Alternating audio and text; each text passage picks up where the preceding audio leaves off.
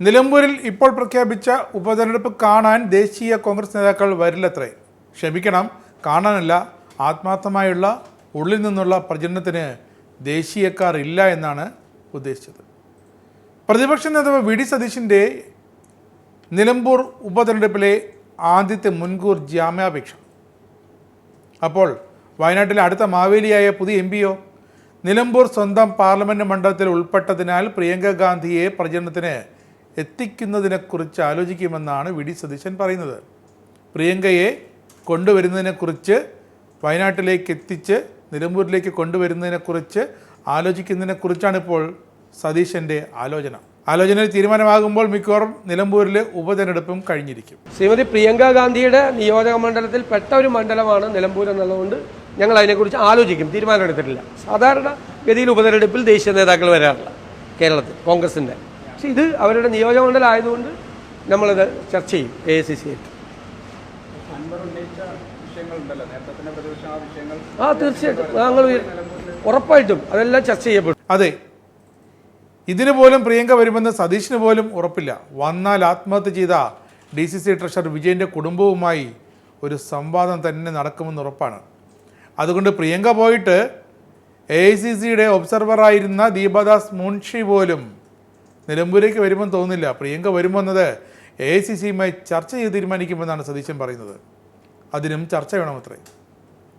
എന്തായാലും കോൺഗ്രസിൻ്റെ സ്ഥാനാർത്ഥി നിലമ്പൂരിൽ ആരായാലും, ഏതൊക്കെ ദേശീയ നേതാക്കൾ വന്നാലും വന്നില്ലെങ്കിലും ഒരാൾ തെരഞ്ഞെടുപ്പ് ഫലമെണ്ണി വോട്ടെണ്ണൽ കേന്ദ്രം അടച്ചു പൂട്ടി ജീവനക്കാർ വീട്ടിലേക്ക് പോകുന്നത് വരെ അവിടെ തന്നെ കാണും. ആരാണെന്നല്ലേ? PV അൻവർ, മുൻ MLA. അദ്ദേഹത്തിൻ്റെ ആവശ്യമാണ് ഇത്തവണയെങ്കിലും UDF അവിടെ ജയിക്കണമെന്നും കഴിഞ്ഞ 2 തവണയും UDF നേതാക്കളെയും അണികളെയും പൊരി വെയിലത്ത് ഇട്ടോടിച്ചതിൻ്റെ ആ ഒരു ക്ഷീണം തനിക്ക് ഇത്തവണ തീർക്കണമെന്നും. മറ്റ് കോൺഗ്രസ്സുകാർ ഈ പൊരി വെയിലത്ത് ഓടിയ കഥയൊക്കെ മറന്നെങ്കിലും നിലമ്പൂരിലെ കോൺഗ്രസ്സുകാർ മറക്കുമെന്ന് തോന്നുന്നില്ല. അതാണ് അൻവറിൻ്റെ ടെൻഷനും. 2 തവണ താൻ തോൽപ്പിച്ച UDF സ്ഥാനാർത്ഥികളെ ഇത്തവണ ജയിപ്പിക്കണമെന്നാണ് അൻവറിൻ്റെ നിയോഗം. അസോസിയേറ്റ് മെമ്പർഷിപ്പ് അവരെടുത്തും കളയും. MMS അല്ല പണ്ടത്തെ പോലെ ഇപ്പോൾ അടൂർ പ്രകാശ് MP UDFിൻ്റെ ക്യാപ്റ്റൻ എന്ന് അൻവറിന് നന്നായിട്ട് അറിയാം. അതുകൊണ്ട് തന്നെ കൈവിട്ട ഒരു കളിക്കും വോട്ട് മറിപ്പിന് ഒന്നും ഇത്തവണ അൻവറിനെ കിട്ടില്ല. എല്ലാം സത്യസന്ധമായിരിക്കും. പക്ഷെ ഒരു പ്രശ്നമുണ്ട്. കഴിഞ്ഞ 2 തവണയായി അൻവറും കൂട്ടാളികളും നിലമ്പൂർ മണ്ഡലത്തിൽ ചെയ്തു വന്ന വോട്ട് മറിപ്പ് തന്ത്രങ്ങളൊക്കെ ഒന്ന് റിവേഴ്സ് ആക്കേണ്ടി വരും. ചക്കിന് വച്ചത് കൊക്കിന് കൊള്ളരുത് എന്നർത്ഥം. എന്തായാലും താൻ കൊണ്ടേ മലക്കൂ എന്ന വാശിയിലാണ് PV അൻവർ. VS ജോയ് തന്നെയാകും താൻ പ്രഖ്യാപിച്ചതുപോലെ അവിടുത്തെ UDF സ്ഥാനാർത്ഥി എന്നാണ് ഏതാണ്ടൊക്കെ അൻവറിൻ്റെയും സതീഷിൻ്റെയും ഒക്കെ ധാരണ. ആരാകും CPMൻ്റെ തുറുപ്പുചീട്ട്? ഒരു സ്വന്തം സ്ഥാനാർത്ഥിയാകുമോ, അതോ UDFിലെ ഒരു പ്രമുഖനെ അവിടെ കൊണ്ടുവന്ന് CPM സ്ഥാനാർത്ഥിയാക്കിയാലും എടുത്ത് സ്വന്തനാക്കിയാലും സംശയിക്കേണ്ടതില്ല.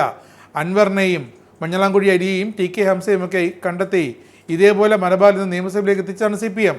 അതുകൊണ്ട് ഇതൊക്കെ ചെയ്യാൻ അറിയാമെങ്കിൽ CPMന് ഇത്തവണയും ഒരാളെ കൊണ്ടുവരാൻ അറിയാം. അതിന് CPMൽ ഒരാളുണ്ടാകും.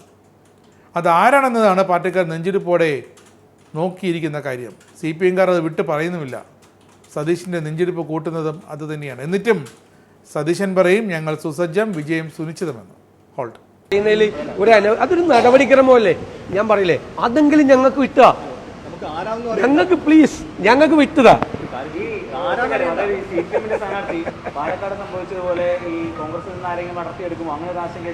അല്ല, അവരുടെ ഗതികേട് പാലക്കാട് അവർക്ക് അതുപോലെ ഗതികേട് ഉണ്ടായത്. അവർ നിലമ്പൂരിൽ ഗതികേട് അതാണ്. അത് അവരെ ആവർത്തിക്കട്ടെ. അത് അവരുടെ വിധി. അവരുടെ വിധി കണ്ടല്ലോ, നിങ്ങൾ കണ്ടല്ലേ പാലക്കാട്. പ്രതിപക്ഷം ഉന്നയിക്കാൻ പോകുന്നത് 9 വർഷക്കാലം ഈ കേരളത്തെ തകർത്ത ഈ സർക്കാരിനെ ഞങ്ങൾ നിലമ്പൂരിലെ ജനങ്ങളുടെ മുമ്പിൽ വിചാരണ ചെയ്യും.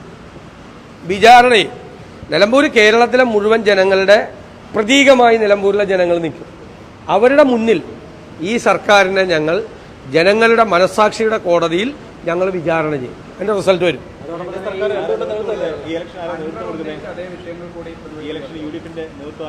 നിലമ്പൂരിലെ ഉപതെരഞ്ഞെടുപ്പ് നേടാൻ UDF സുസജ്ജമാണെന്നാണ് സതീശൻ പറയുന്നത്. പുതുതായി വന്നു 59 ബൂത്ത് കമ്മിറ്റികൾ, 263 ബൂത്ത് കമ്മിറ്റികൾ അങ്ങനെ സജ്ജമാണ്. 8000-ലധികം വോട്ടർമാർ ചേർത്തിട്ടുണ്ട്. കോൺഗ്രസും UDFും സുസജ്ജം. UDF-ലെ എല്ലാ ഘടകകക്ഷികളുടെയും യോഗങ്ങൾ കഴിഞ്ഞു. ഏത് സമയത്ത് തിരഞ്ഞെടുപ്പ് വന്നാലും നേടാൻ തയ്യാറാണ് പണ്ടേ. പിന്നെ വി.ഡി. സതീശൻ്റെ വാക്കുകളിൽ മൊത്തം അൻവർമയമാണ്. UDF-ൽ നിന്ന് നഷ്ടപ്പെട്ട നിലമ്പൂർ സീറ്റിൽ വലിയ ഭൂരിപക്ഷത്തിൽ UDF സ്ഥാനാർത്ഥി ഇത്തവണ ജയിക്കുമെന്ന ആത്മവിശ്വാസം ഉണ്ടെന്ന് സതീശൻ പറയുന്നു. PV അൻവർ UDF-ന്റെ ഭാഗമായിരിക്കുമെന്ന് നേരത്തെ തന്നെ തീരുമാനിച്ചിട്ടുണ്ട്, ഉറപ്പ് വന്നിട്ടുണ്ട്. അതങ്ങനെയാണ് UDF-ന്റെ ഭാഗമാകുന്നത്. എങ്ങനെയാണ് PV അൻവർ UDF-ലേക്ക് വരുന്നതെന്ന് ഉടൻ തീരുമാനിക്കും.